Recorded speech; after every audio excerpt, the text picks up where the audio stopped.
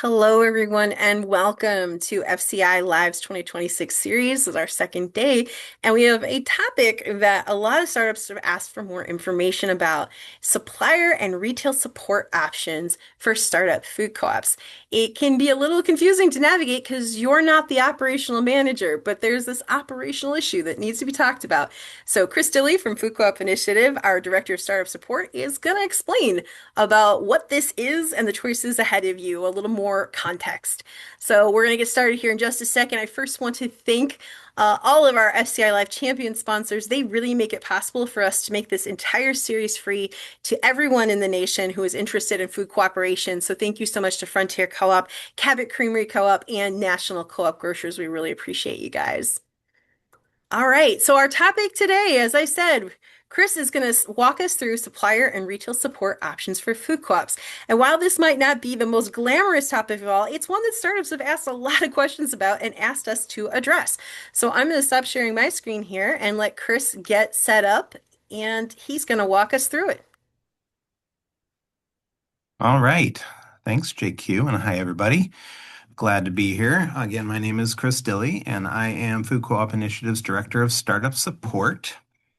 I have been with FCI for just over a year, but spent about 22 years in operational work as running food co-ops across the country. 20 of those years here in Kalamazoo at my home co-op, which is about a 3,500 square foot natural grocery co-op.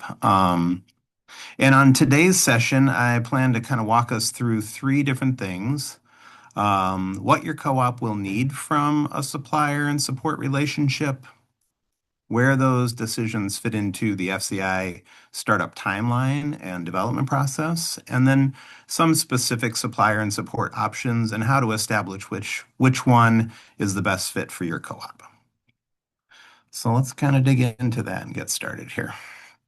Um, so first we'll start by defining what exactly we mean by supplier and retail support options. There are three main things that I think startups and established food co-ops may be able to solve for in this sort of relationship. So let's start with the supplier piece. So food co-ops need to identify a primary supplier. This supplier tends to provide mainly the packaged grocery, refrigerated, and frozen grocery products that we sell in our stores. And in one option, in all cases, is to go direct to a distributor and work directly with them and set up an account and set it up so that you can order just from their catalog online directly. But as small independent stores, going it alone can be at the expense of good service and approachable pricing if we go this way. So another option is working through a purchasing co-op or a network, and that can help to give you access to better pricing and better service and bring some advocacy for your store from a stronger position, from a larger group position. These groups sometimes have offer additional supplier relationships, maybe produce, meat, or wellness catalogs, in addition to sort of the center store refrigerated and frozen options. So that's the first thing we're thinking about is primary supplier. A second element I think we need to think about and look at in terms of potential for these relationships is access to promotional pricing and promotional marketing materials. So if you've ever walked into any grocery store ever in your life, you've seen sale flyers front and center, usually at the front of the store, directing you to the items that are on sale throughout the store. This is a fundamental service required of any grocery store today, and food co-ops are no exception to that. We need to be showing up with good pricing, value pricing, front and center on brands that people know, things that people can relate to at prices that have them feel like, okay, this place it's got my back. So rather than having to put a sales flyer together yourself at the store level, which is challenging, it's a lot of work. It requires negotiating directly with producers sometimes, or manufacturers, or the wholesalers themselves, and identifying good deals and working off a lot of different spreadsheets and things like that. or another option is to depend on the sort of more generic options that come direct from wholesalers. Sometimes they put together their own flyers. Usually the pricing is not, the discounts are not as deep and they're not as sort of expansive in terms of the offerings and things like that. Um, those two options, or the third option is working through a purchasing co-op or a network like the ones that we're going to talk about today that can negotiate deeper discounted sale items and provide you with the flyers, sale signage, and other materials that you need to shout about those prices into the community in a bigger way. These programs tend to operate on some regular periodic basis, either biweekly or monthly, and they can include like a printed flyer, a digital flyer, um, sale signage that can be placed at the shelf, right at the shelf where the product is, or if you're building end caps, larger format signs that can be used to call out bigger deals and things like that. And oh, sometimes coupons can accompany those as well. And then there's also, in addition to the sort of sale flyer promotions that you have options for, there's also something called everyday low priced items or EDLP items. And that helps with price perception on a key set of items store-wide all the time. They're available at good prices all the time. And those are all programs that a lot of wholesalers and these organizations that we're going to be talking about today can offer with different varying levels of sort of depth and completeness. So that's the second piece. We got supplier, direct supplier relationship, and then we got promotional supports as well. And then the third thing I think purchasing co-ops or networks can also provide is different types of additional support. So that might extend into similar contractual pricing on store supplies or equipment, shared services such as accounting or business intelligence. It might include training for both in-person and online resources for training your staff and keeping your team up to date on the latest in all aspects of really good grocery operating. That's a fundamental piece that we need to stay on top of as small independents and can be really challenging. So some of these offer that kind of support.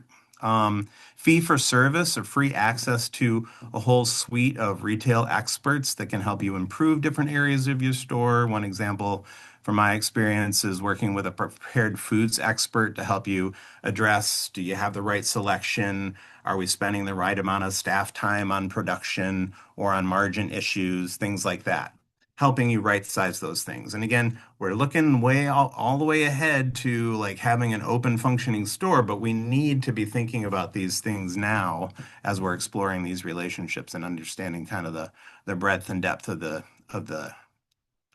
options in front of us. So. And the other thing that, in some cases, these organizations can provide that is more relevant to our current needs as startups is specific startup support, usually on a fee-for-service basis, or actually always on a fee-for-service basis. Things such as maybe market research support or store design support, pro forma development, and then how to support with setting up different aspects of the business once you are getting closer to opening. So those are kind of the things that I want to make sure are on our radar as we're thinking about and beginning to talk to potential support purchasing co-ops or networks through this process. So I'll sort of pan out from that for a second and talk about how this fits and where this fits into the basics of the startup development process. So I think hopefully we've all already seen the FCI Food Co-op Development Framework. We do love to talk about this, and I think it's really helpful. But just in case this is new to you or it never hurts to have a refresher, I'll just kind of walk through briefly that this framework is designed to show the elements of a successful startup food co-op. So right at the top is the North Star. That's the vision. It's what you exist to be for your community. And it is at the top for a reason. It's the thing that we're building toward at all times and all ways during our work. The areas of work are the set up as sort of the container that prop up that vision, and those are the actual tasks you'll need to complete to build the co-op and the business. And they include co-op organizing work, so working in the community to get the vision out there and build the membership, build the energy, build the base, the governance area of work. So how do we hold the power of the community and channel that power toward executing the vision through good governance structures? And then business development, the work of actually the grocery part of what we do and understanding what it is that it's going to take to run a successful food co-op business that meets the needs of the community in a financially sound way. And then the stages are the area of work tasks, how they break down over time. So we need to do these tasks before these tasks and so on. And that goes through the stages. And then of course the resources are the things that we'll need to ensure that we have in abundance all along the way. Knowledge, that's going to be a growing edge for a lot of us in terms of the knowledge of how to work with the community, the knowledge of how to govern, the knowledge of how to build a successful business. People with capacity is a fundamental resource that we need throughout this process. Building and cultivating community trust that should not be taken for granted and needs to be intentionally cultivated. All kinds of systems, of course, and then the big one, money, feels like the big one a lot of the time anyway. So, all of those, that kind of within all of that framework, a support and supply relationship builds our knowledge resource around grocery, while also helps us to accomplish critical business development work that needs to get done on our path. And in particular, I'll call out that this work, as I keep saying, can feel later in the process, can feel like it's not something we need to think about until we have a general manager. But for various reasons, we do need to be thinking about it earlier. And it begins in stages 1 and 2. And specifically in stage 1, FCI recommends that you'll research these relationships. And right in the framework checklist, we call out that suggesting that you explore and understand your options, including NCG, the National Co-op Grocers, and the Development Co-op, INFRA, and IGA. Those three are called out specifically. There could be others. There are other distributors and other potential relationships for supply and promotions and so on, but these are the big three that we tend to recommend you at least familiarize yourself with. And then at the start of stage 2, we're recommending that you're actually talking directly to these organizations and as you explore those potential relationships, learn what the next steps and or the timeline is. And you will find that depending on which one you're, interested in working with and in which way, that timeline might be different. But there's a reason to start early in this process and start to understand your options early. All right. So let's talk specifically about the 3 organizations that are on that list, and I'll tell you a little bit about each. And then we'll dig into some of the questions that I would recommend you ask along the path of exploring with them. So first, there's INFRA, or the Independent Natural Food Retailers Association. INFRA is a purchasing co-op.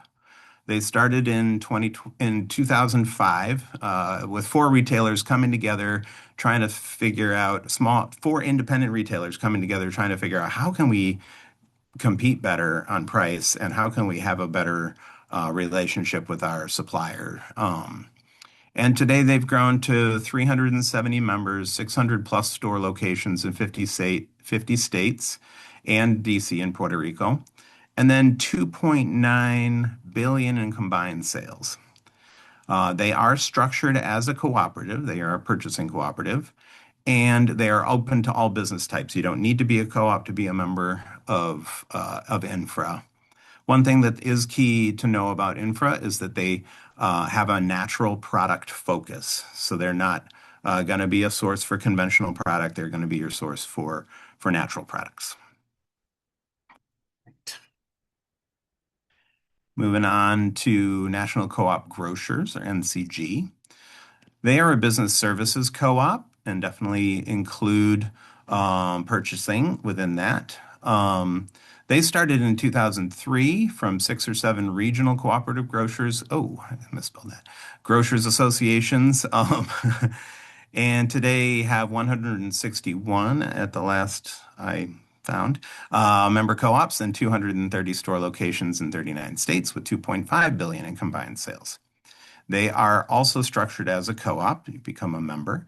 Um, and they are structured intentionally to support cooperative grocery businesses. So the non-co-op groceries are not welcomed as members with NCG.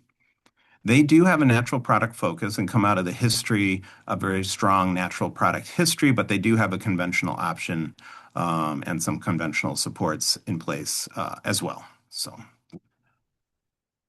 and then finally, in this list is IGA, the Independent Grocers Alliance. They are a voluntary supermarket network, so they're not structured as a cooperative. They're more informal as a network. They're 100 years old this year, which I think is super cool. And were started by 100 independent grocers. And today, in the US alone, have 2,200 stores, and they're open to all ownership types and do tend to be conventional product focused as well. The catalogs of the distributors that they work, that they broker relationships with, do have a mix, some natural product mix options as well, but tend to be more conventional focused. So that's my list of the top three, I would say. So let's dig into what we might need to be thinking about when we're considering these our options for these folks. So as you work to match your co-op's needs with a relationship with one of these organizations, I would say there are 4 general categories of information you want to get clear about. Supply agreements is one, promotional supports, what are the options there? Operational supports, and then of course, what is the membership structure and the application process and the fee base and stuff like that. So I'm going to break each of these areas down and give you a sense of the questions you can bring to these folks as you look to establish a good fit. All right, first one, supply agreements. Though this is hardly the only service benefit, it is a big one to be clear about upfront in terms of what your supply agreement options and supports are with the different organizations.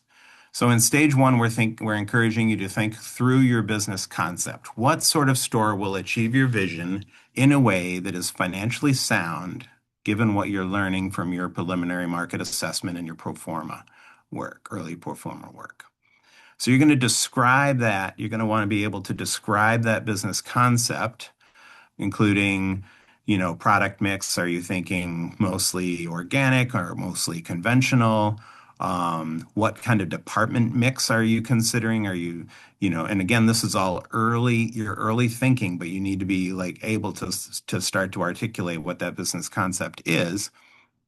So what department mix you might have, whether if you are planning to carry bulk, if prepared foods is going to be an important part of what you do, how much produce you're going to be looking to source locally versus, from distributors and things like that. All of that, those pieces matter in these conversations with these potential organizations. So, and then your estimated size and sales. And again, this is going to come from a preliminary market assessment and going to give a sense of matching you to a provider that can work well with that store size. So, for example, conventional distributors tend to expect a much higher weekly purchase level than natural providers. So, key to know that.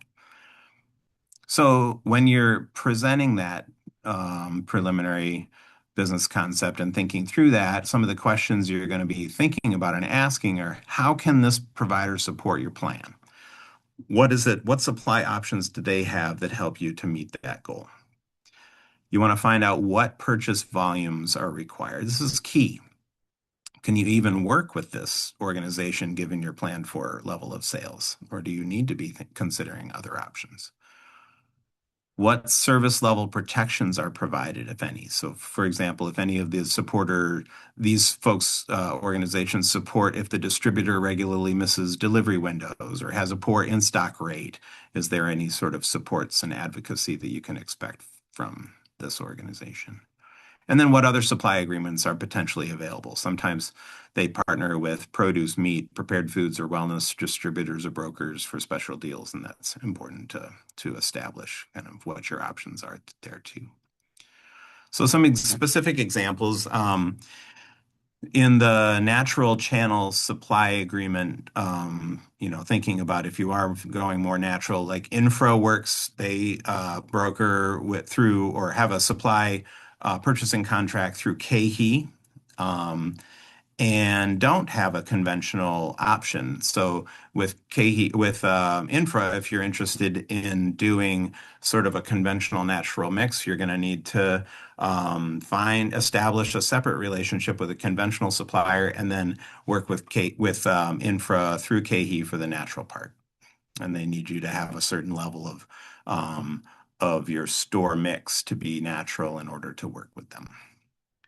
NCG has a UNFI supply contract and a secondary with KHE. So the natural options are more, not more abundant, but they are included in NCG as well. They also have a conventional supply relationship through UNFI conventional and their super value channels. So, and then IGA works with a variety of distributors. AWG is on that list, Spartan Nash, which is now CNS, or MDI, UNFI is on their list as well. Based on geography and some other factors, they would then match you with a good fit for your supply needs. So there's some complexity to what's offered with each one, and just needs, kind of need to think through that with them. So I would say that's the basics of the supply agreement part of the, equation, and the questions that you might want to have in front of you when you're talking with folks or thinking about these folks and looking at their websites and so on. All right, marketing and promotion. So I said at the beginning, if you're going to be a self-respecting grocery store, you need to have some kind of promotional programming and keeping good pricing front and center in front of your customers and your community. So dovetailing into the supply agreement and distributor options will be these promotional supports, mainly in the form of a periodic sales flyer. Having items on sale in a consistent way is an expectation, like I said. The supplier and distributor are in a unique position to be able to provide support in that area, meaning that they're the ones working directly with manufacturers and so on to be able to get the product offerings that you need and negotiate on price and so on. So some questions to ask in this area: what promotions and supports are offered through your organization? Is there a printed and or a digital sales flyer? Is there shelf talker signage or other signage that I can use at the shelf or on displays? Do you have any sort of coupons as an option? And then in addition to the periodic promotions, is there an everyday low price program? So meaning that, like, maybe these brands go on sale periodically, but we also have this maybe internal brand that we have priced at a certain everyday price that is attractive on the shelf every day. And often in those programs, they might have, hundreds of items available, but in order to participate in the everyday low price program, you're going to need to commit to your store is going to carry these 120 items on the shelf and commit to those shelf space to those. And that's part of how it's worthwhile to the distributor and to the organization that you participate in that program. It's worthwhile to them because they know you're going to move through a certain amount of that product. And then find out if there are fresh department or other promotions available.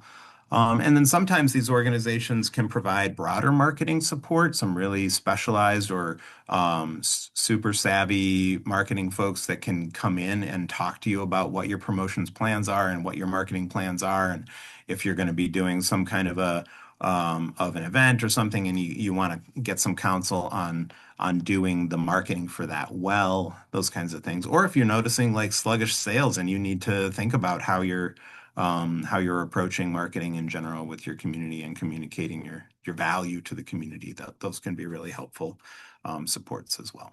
So, um, yeah, just as an example, in this one, in terms of biweekly deals, flyers, and accompanying signage, INFRA has their INFRA deals program, and that includes product discount signage templates that stores would then print in-house, and then access to 500 free flyers per period. And through NCG, the Co-op Deals program has product discounts, signage templates, or pre-printed signage. So you can either print your own or pay a small fee and receive a package of pre-printed signage. And it includes up to 5,000 free flyers per period.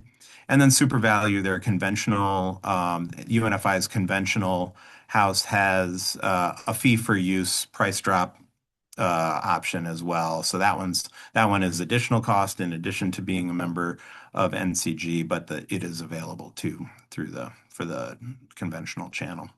And then IGA currently directly offers digital offers only, so single items, not really on a specific cadence, but it's often like a good discount, a good deal on one or two items that you can really kind of do maybe more of a doorbuster deal on in your store or something like that.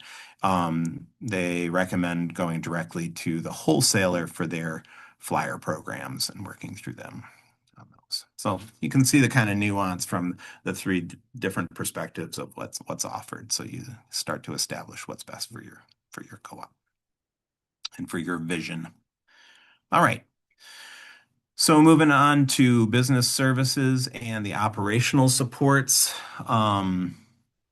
Want to find out what are those things that are offered? Are there discounts on point of sale systems or other needed software platforms or things like that? Is there business intelligence and reporting available?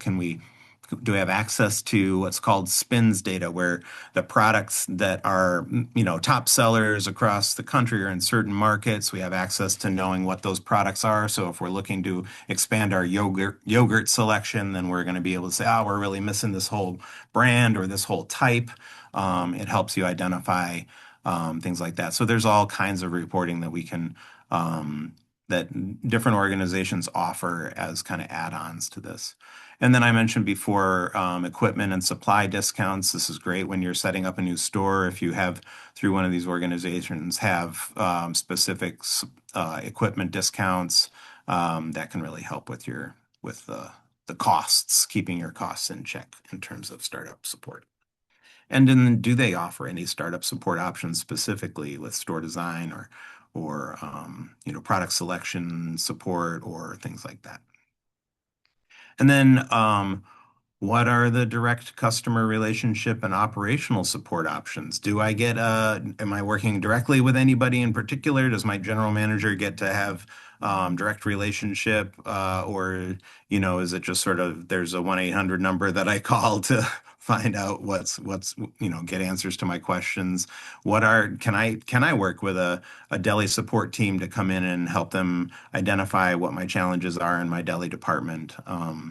And so on. So learning a little bit more about those different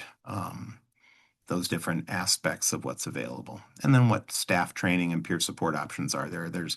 Are there in-person events that people can come to, or is it all online based? And how tailorable is the online based training materials, stuff like that, worth asking about. And then finally, you want to understand how membership or participation in the organization work. What's the costs and the capital outlays required to participate? In most cases, there's at least a membership fee in every case, and then sometimes there's other capital outlays that need to happen in order to be able to be in good standing with the organization. What do those look like? How are those figured? Finding out, getting to the bottom of like how that stuff is structured. And then what is required of a store to take part? Do we have to have a specific point of sale system or other system requirements needed? Or, for example, with INFRA, knowing that they're going to be expecting you to have a certain percentage of your sales be for natural products, for example, that kind of thing. What are those expectations? And then what's the application process like?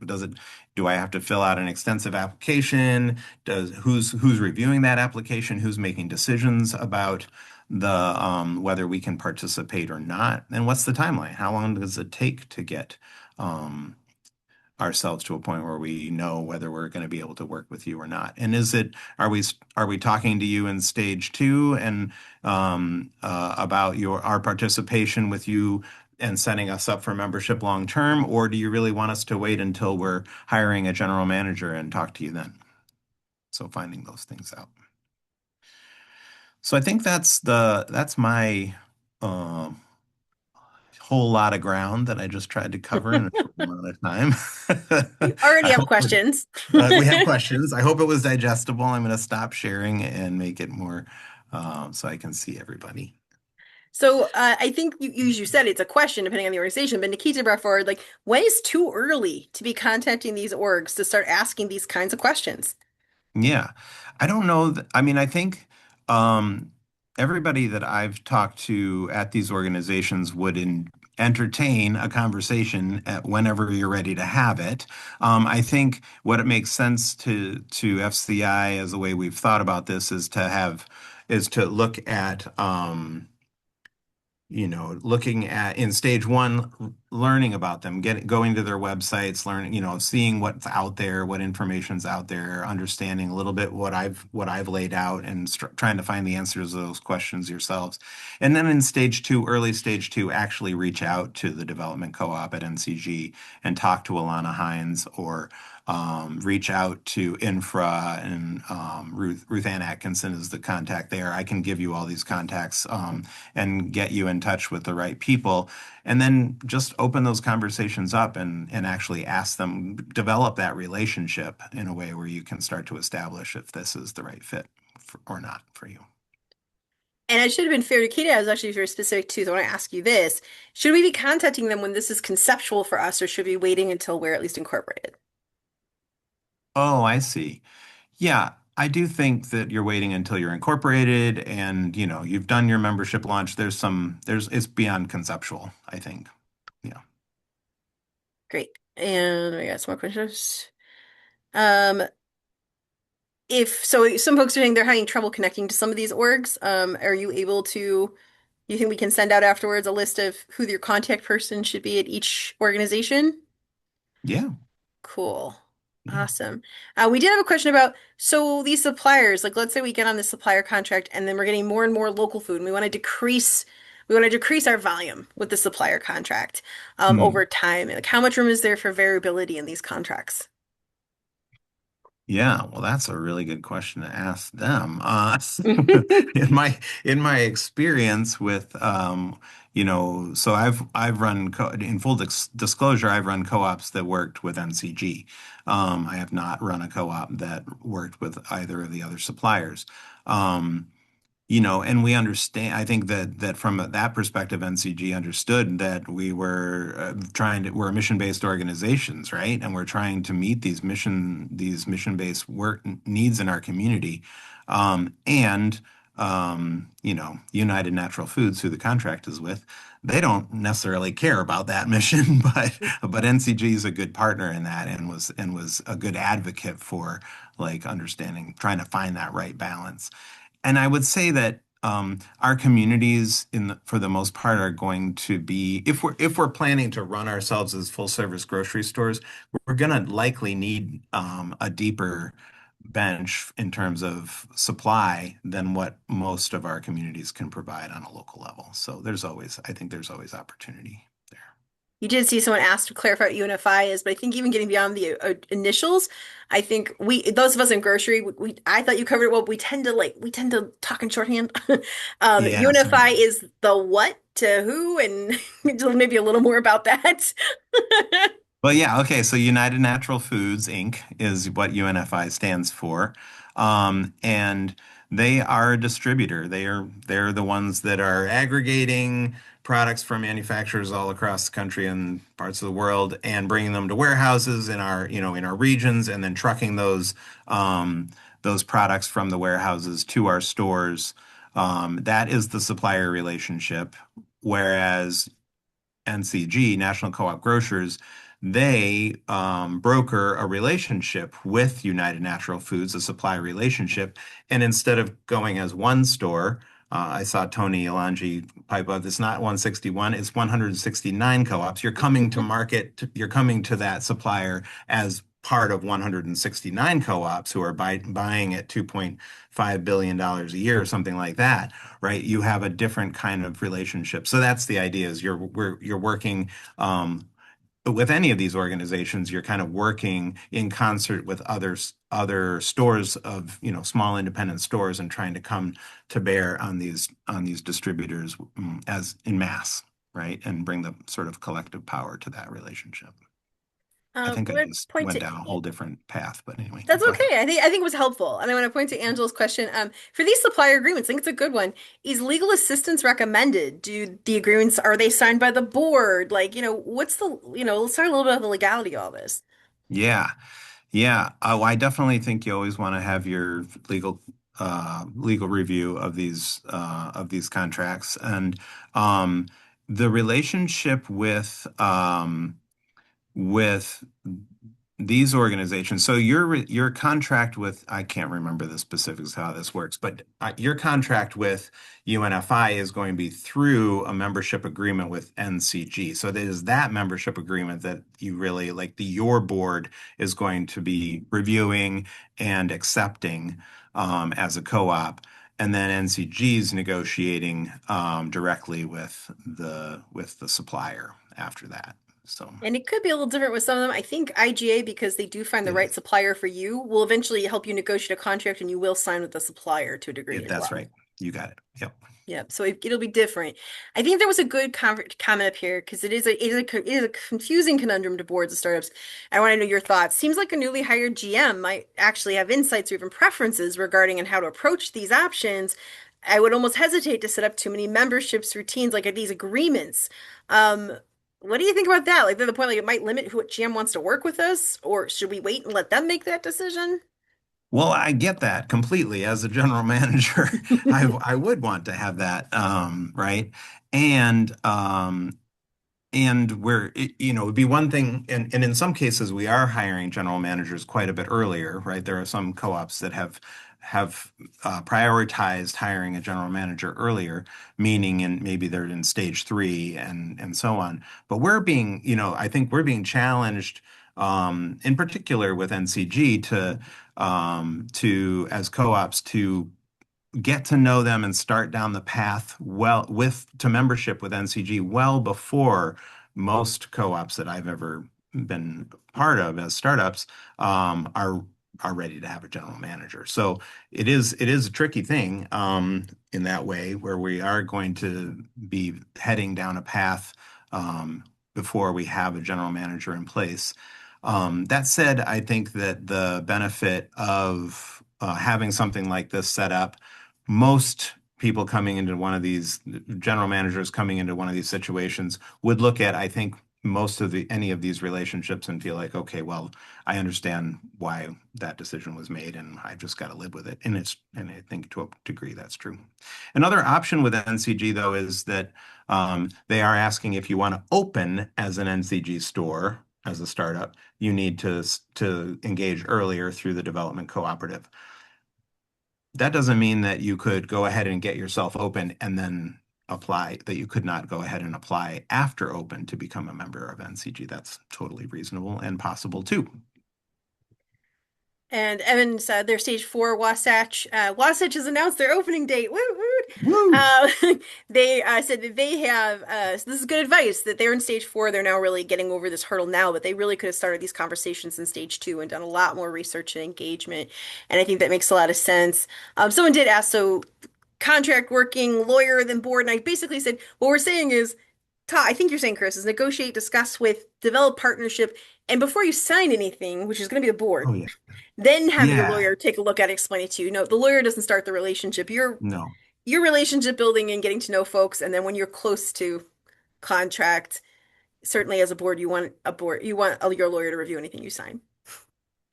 I Yeah. think that sounds right, or do you feel a little different, Chris? No, 100%. That's right. Yep. Okay.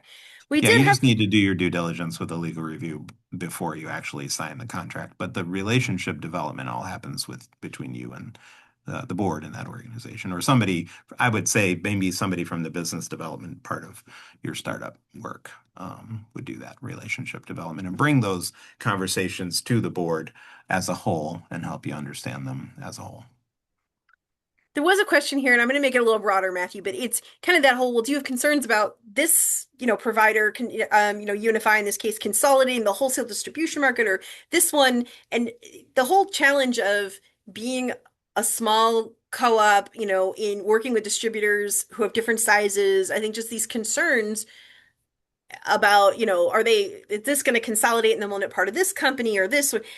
It's a part of grocery life, and I wondered if maybe in a broad sense you might want to have any thoughts you want to share about the concerns about being tied to a distributor. Yeah, I do understand that concern.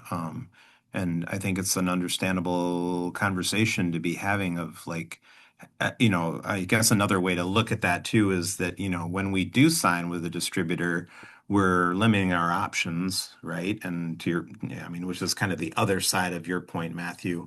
Um, but, when we limit those options, I mean, there's got to be a trade-off to do that for the co-op, and the trade-off needs to be better pricing and better service than we could get if we were splitting that business across a bunch of different distributors. The bigger question or the bigger point at which I take to be sort of an understandable critique of capitalism is that we do the way that that works, right? Is you are consolidating power more and more in these organizations, these distributors' hands, and that is a bigger concern, and I understand it. From running a grocery store every day, I just know that I need to have dependable supply, though, and my community needs dependable supply. So it's a trade-off.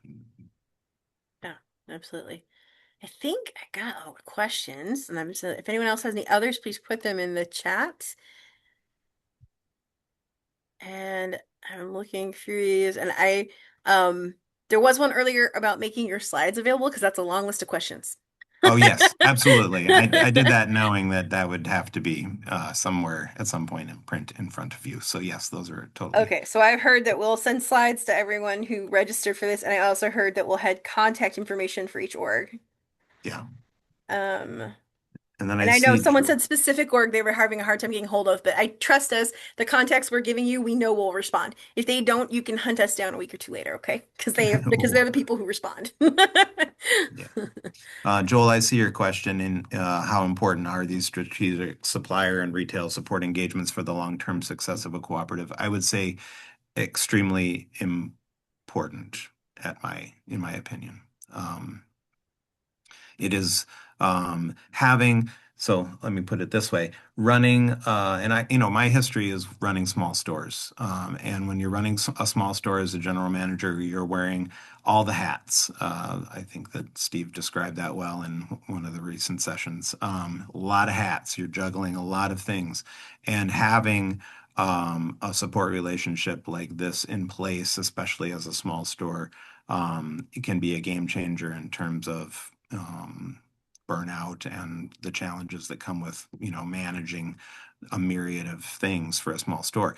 And from a pricing and service perspective, it makes you stronger overall too. And I would say that's regardless of your size. So Yeah, there's a follow-up question about what about foregoing these relationships at all? And foregoing a distributor is not an option. Can you maybe talk about that? About, you're gonna have to source Oh, your food somewhere.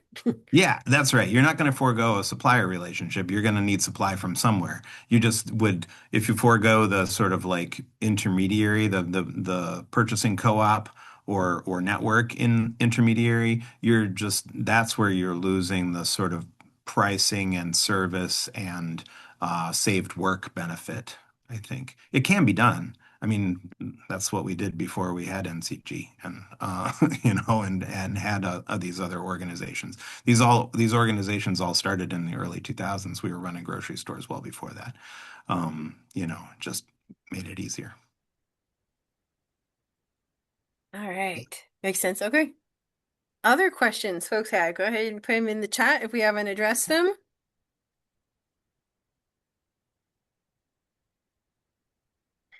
All right. I am putting in the chat too. I'll let Chris talk a bit more in a minute here. I'm sure more thoughts have popped up for him as he's continued to talk to you guys. But I'm putting just real quickly. There's a survey about how useful this session was to you. Please let us know if at all possible, because we shape these sessions based on what we hear from you guys about what was valuable. So if you can just take 2 minutes and fill that out, that'd be great. And I'll hand it back to you, Chris. You got Janiqua's question there. Can you touch on the decision point of having primary provider and the between The providers to, war between. Sorry, I had to come off mute because it was a lot. So that's sometimes okay. the providers fight over being the primary provider in the store. Got it. Oh, yeah. Well, I mean, I think this gets to like knowing what your needs are as a business, and I mean, just purely matching the organization that you know with your needs. So I think that is knowing what your size and your business concept are. Not everybody's going to be able to serve that need the same way, I think. So that's, I guess, the way I would put that. And then um, Yep. Liz, go ahead. Yeah, That's super good. That's what I was gonna hand you. yeah, that's a very important point, Liz. So, technically, any of the NCG, Infra, or IGA could say no, and refuse to accept your application. Um, I think that in general, Infra and IGA are just more generally like open. It's more of a simple application process. If you want to work with them, that's really the main driver, if it's a good fit. Um, Whereas NCG is intentionally more, I'm not sure the particular is not exactly the right word, but they're intentional about how they're adjusting, bringing on new members for NCG, and it really has to be. I don't know. I guess I don't want to characterize what their, intentions are around that because I think it's going to change and it evolves over time, what they're looking for in new members, but they're not saying yes to everybody. And I think that's an important point, that for whatever reasons, you may need to be looking at other folks based on their current policy. So. And all of these organizations can say yes or no. You know, Yes. Yes. that's how it goes. You are both seeing if it's the right relationship. Is this correct? Co-ops pick just one primary supplier, not more. Yeah. I mean, yeah, so I'll talk about Detroit specifically. Like we had our NCG contract through to our UNFI contract through NCG, and we pulled both from the from UNFI Natural and UNFI Conventional, which is the super value channel. Um, and I had two or three other regional distributors doing grocery product, distribution that I could use for backup on products and for if UNFI was out, or for specific products that were, they had better, stronger pricing on bulk or things that were sort of outside the contract, those kinds of things. So, I think a primary supplier, yes, you do need to choose, but then you are going to be able to have other supply relationships as well beyond whatever is specific in these cases. So there's a lot going on in the chat I'm not tracking with right now, There's the but question of, and so I'm going to answer this in the chat. And Janico answered. There's a lot of question like, well, what about the current, the current climate at NCG or different organizations toward working with startups? And mm, it comes back to that question. And had her answer. I was going to say is also, for what it's worth, NCG has invested in finding an effective way to support startups multiple years now. They have built up their development corp and put it I've fully focused on working on how to help startups open successfully and figuring out how that relationship works. So it's something they care. I mean, they've made multi-year commitments to and care about. And so in all organizations, I mean, it's new for Infra to be taking startup food co-ops, and there's a lot of weighing if we can be effective for them. If they can be effective for startups. And right now, and sometimes that tone changes at different orgs because they find themselves doing a good job and being very successful or not being very successful at starting startups or focuses change. So it is a fact that sometimes the amount of appetite to work with startups at all of these organizations increases and decreases or changes expectations. yeah. Yeah, there are just limitations on each. I mean, I think, with IGA, the limitation is that for the most part, they're dealing in conventional, and conventional suppliers are, and they're expecting much higher volumes, weekly purchasing volumes than maybe a lot of our stores might be ready for. So there's limitations in each case. Yeah, as Matthew pointed out, their co-op is using different distributors right now. They're not part of any purchasing group, and that can be done. You're paying the highest. You're paying generally, unless your volume's really big, you're paying the highest price, from each of those distributors then. And some stores can make that work. The Hmm. vast majority of us really can't. But it can. There are some out there who absolutely can make that work. And I think it depends on how much competition you have, lots of factors. Do you have any thoughts on that, Chris? No, I think that's exactly right. I mean, I think it really does depend on your vision, and what product mix, your vision, and then also when you do get the store open, like what product mix your customer base is really looking for and interested in. So, yeah. All right. Any other questions specific to this topic from folks before we wrap up?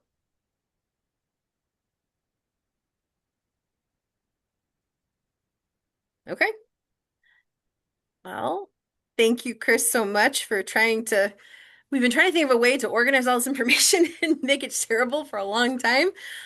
So thank you for doing that. And yeah, everyone's a very, very helpful. Thank you. Startups have been asking for us it's a complicated issue. So thank you for finding a way to get it shareable. And I'm gonna real quick, talk about what's coming up next. So, thank you again to Chris. And this video will be available. And as I said, those of you who are at the live, we will send the slides and the contact information for each of the three organizations via email within the next 48 hours to everyone who registered. If you're watching this via video, we won't be so much sending you that, but you can always reach out to us at info@fci.coop. And the videos again will be out end of next week, and you'll get an email. Thank you again to our sponsors for this. And as I always say, this isn't just thanking the sponsors. These are our cooperative friends, and these are the people who are in the movement with us. And this is how they can support the movement by choosing to make this series free and possible for everyone who cooperates. So thank you to our fellow cooperators who made this series possible. Tonight, really important conversation. Who holds the holder? Preventing GM burnout in startup co-ops. Gabby Davis has decided to start researching. She works with GMs across the country through her work at NCG and also through her other work that she does with Detroit People's Food Co-op. And she's seeing this pattern of GM burnout, and she is doing research to find out what's causing it, what if there's things that can be done to address it. And she's going to share some of her early research for the first time ever tonight with us. So if you're concerned about the GM crisis from any angle, as a GM, as a hiring board, I think you should join us. It's going to be a great convo. And then tomorrow, Business Concept 101. This one has been super popular. Heather Lazakas from Seven Roots and James Morrell from Colluminate are going to be here. They are on our framework editors team, and are building out the concept, the business concept, which is part of that vision. what is the business concept about how you're going to deliver your vision? How do you shape it? What does that look like? They're going to talk you through how to develop your business concept and what its function is through the development of your co-op. We've got a lot more coming over the next 2 days, and for Monday through Thursday next week, please check out the whole offerings at fci.coop/FCI live and take that survey if you can. We'd really appreciate it. We do actually make changes in what we offer based on your guys' feedback.